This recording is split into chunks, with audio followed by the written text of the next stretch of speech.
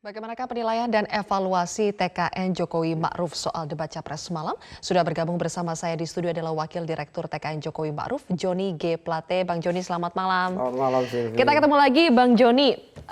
Bang Joni kemarin sudah memaparkan, pasti kalau saya tanya siapa yang menang, Jokowi jelas menang kalau menurut Bang Joni. Tapi apa poin-poin kemenangan dari Jokowi? Ya, hampir di semua 4 substansi debat ya, itu Pak Jokowi menampilkan gagasan besarnya terkait dengan ideologi negara, terkait dengan politik luar negeri, pertahanan, keamanan, dan pemerintahan secara runut dan visinya jelas gitu. Dan ada referensi-referensi dari pengalaman empiris yang jelas. Diperbandingkan dengan Pak Prabowo yang hanya menggugah perasaan saja. Tadi malam itu di banyak substansi debat, kalau saya melihat, kami melihat ya, Bapak Prabowo tidak tampil sebagai calon presiden dengan gagasan, tetapi tampil sebagai pengamat dan kritikus. Kenapa itu, Ya. Pak? Karena yang disampaikan hanya mengkritik kinerja kabinet Pak Joko Widodo dan Pak JK saja. Sebagai contoh saja di bidang pertahanan misalnya. Ya, tidak percaya pada TNI, ya tidak percaya pada komandan-komandan militer, ya. Konsep di pikiran itu adalah konsep zaman dulu. Apa? Itu hard power, ya, militaristic minded. Perang. Zaman sekarang konsepnya itu sudah agak berubah, agak bergeser.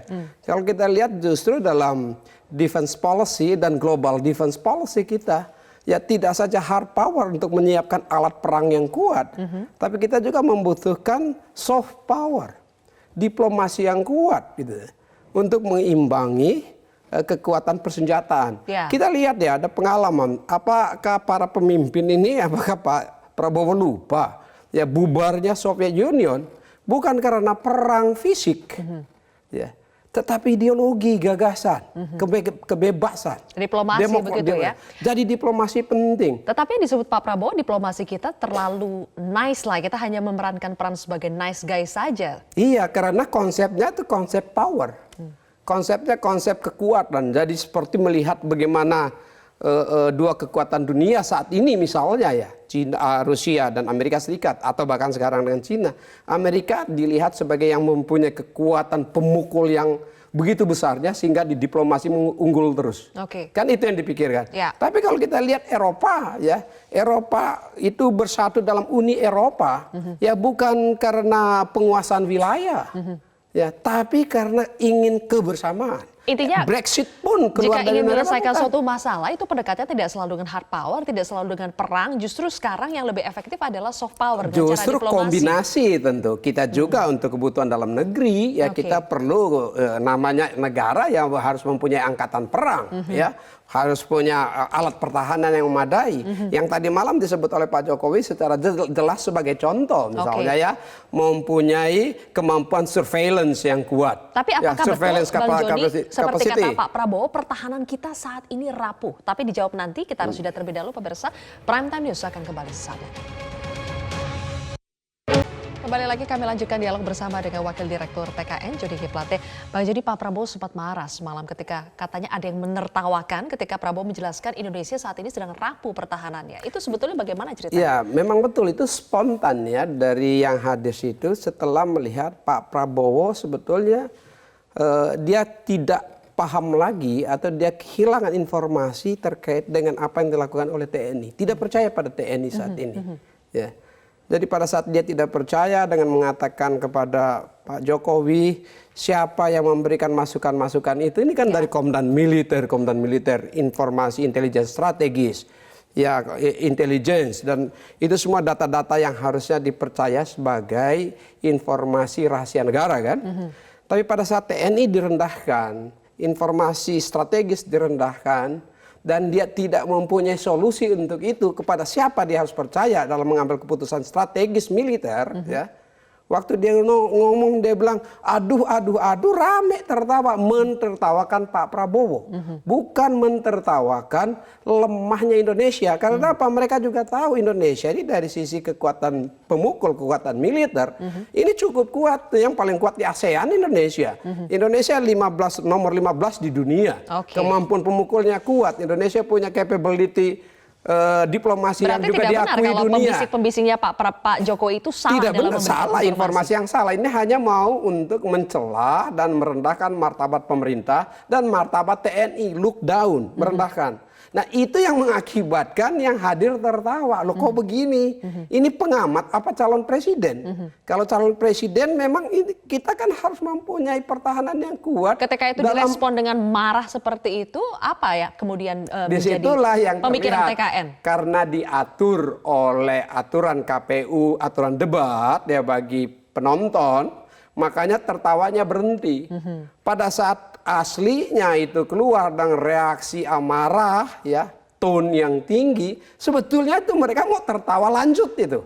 Tapi karena takut ditegur oleh KPU, kita ingatkan stop, jangan tertawa, biarkan pasangan calon, ya biarkan calon presiden menyelesaikan gagasannya dulu. Karena memang secara umum kita lihat ini sudah pertarungan tidak berimbang, yang satu sudah tampil secara emosional, yang satu tampilkan gagasan yang bagus. Tetapi ketika disebut bahwa Pak Prabowo mengatakan saya lebih baik pakai teknologi lama daripada kekayaan kita tidak tinggal di sini, kekayaan kita mengalir keluar begitu saja, jadi lebih baik pakai teknologi lama. Apakah sebetulnya selama ini teknologi canggih yang dikembangkan oleh pemerintah kita membuat kekayaan kita lari ke luar negeri, Bang Joni? Tidak, itu sikap, ya itu sikap dari para usahawan ya terhadap pilihan-pilihan kebijakan perusahaannya masing-masing. Kalau di Indonesia aman, bagus, tidak diintimidasi, tidak buat takut-takut, ya. Tidak ada tantangan-tantangan yang terkait dengan konsensus kebangsaan, tantangan terkait dengan ideologi negara, aman ya, ekonomi kita bagus, ya itu otomatis dia akan repatriasi secara alamiah. Ya. Tetapi tax amnesty telah memaksa ya pengusaha atau WNI yang mempunyai harta di luar negeri, aset di luar negeri untuk ikut program tax amnesty dan itu sukses. Harta itu ada dan saat ini kalau dilihat ya dari data lalu lintas devisa di Bank Indonesia misalnya, ya dengan kebijakan-kebijakan manajemen ya manageable devisa yang ada sekarang ini, kita ini bebas devisa, tapi di manage devisa kita, di mana ada kepercayaan sekarang hasil ekspor, devisa hasil ekspor itu sudah masuk ke Indonesia secara besar-besar jauh berbeda dengan sebelumnya. Jadi data yang disampaikan oleh Pak Prabowo tidak valid, ya, dan itu disampaikan secara umum, tidak bisa dikuantifisir. Ini hanya menggugah perasaan gitu ya, harta ada lari di luar negeri. Bagi sebagian masyarakat mungkin menangkap apa yang disampaikan Pak Prabowo sebagai sebuah keberanian, ketegasan dan membela Indonesia, tidak mau kekayaan kita lari dibawa ke luar negeri. Setuju sekali, ya setuju sekali. Tapi kan tidak bisa tanpa data yang akurat. Kita ingin membela Indonesia dan semua Presiden Jokowi apalagi semua langkah-langkah berani yang diambil di bidang perekonomian itu untuk kepentingan perekonomian kita, untuk kepentingan negara. Diplomasi juga diplomasi untuk kepentingan ekonomi negara. Gitu. Bukan karena itu, tetapi kalau disampaikan yang didukung dengan data yang valid itu top chair. Tapi kalau dia hanya sekedar gagasan lepas untuk menggugah perasaan demi kepentingan elektoral, itu berbahaya. Pemilu harus diisi dengan data yang valid, ya bukan dengan data yang tidak valid atau hoax gitu. Ada satu pertanyaan Pak Jokowi yang ditanyakan kepada Pak Prabowo soal upaya dalam menangani konflik Rakhine State itu ditujukan kepada Prabowo. Apa sebetulnya intensi dari Pak Jokowi untuk menanyakan itu? Kenapa Rakhine State sepertinya menjadi concern sekali semalam? Ya karena begini, sebetulnya kan ini saya kira ya saya kira Pak Joko Widodo juga secara spontan saja pada saat melihat Pak Prabowo sudah merendahkan TNI kita, sambil di sisi yang satu merasa bahwa kekuatan TNI atau kekuatan Hankam itu menjadi alat leverage diplomasi. Ya sekarang ditanya, dengan kondisi kita yang sekarang, kita bisa melakukan diplomasi yang bagus ya di Myanmar atau di ASEAN ya, terkait dengan kasus Rakhine State yang sudah ratusan tahun kasusnya.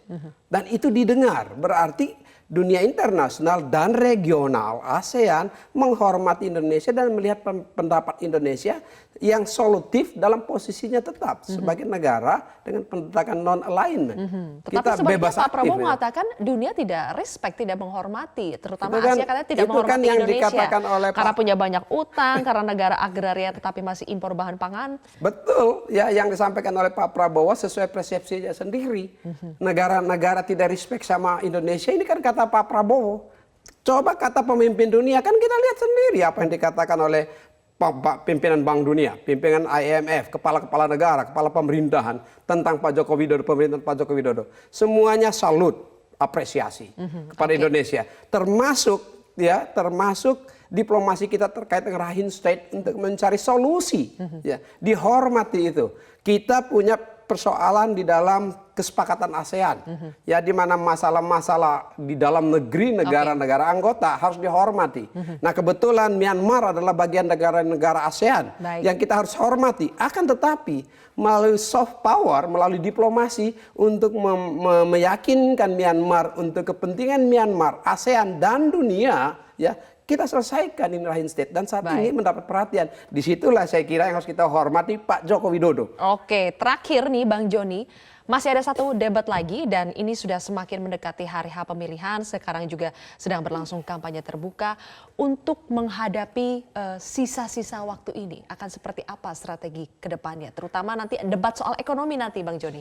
Ya, kalau Pak Joko Widodo ya dan Kiai Ma'ruf Amin dari debat pertama, kedua, ketiga, dan keempat selalu konsisten menyampaikan gagasan-gagasan ya sebagai calon presiden.